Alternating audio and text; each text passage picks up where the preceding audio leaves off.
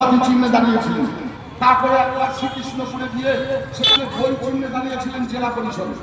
তারপরে তৃণমূল কংগ্রেসের 2বার কাউন্সিলর হয়েছিলেন।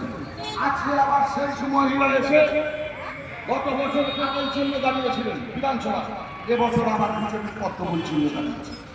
ভোট আসলে কোনো সুশীলন এটাকে একটা অবসেসিভ ডিসঅর্ডার বলা হয়। এটা এক ধরনের মানসিক রোগ। যারা ভোট আসতে যায় এই ধরনের এটা একটা রোগ, একটা পরিভাষা বলা হয় ডিসঅর্ডার। আজকে সেই মানুষটাকে ভোট দেবে না, যার গ্যারান্টি কালকে বিজেপি করতে দেবে। এবছর গত বছর আপনার কাছে বছর পদ্মফুল আমি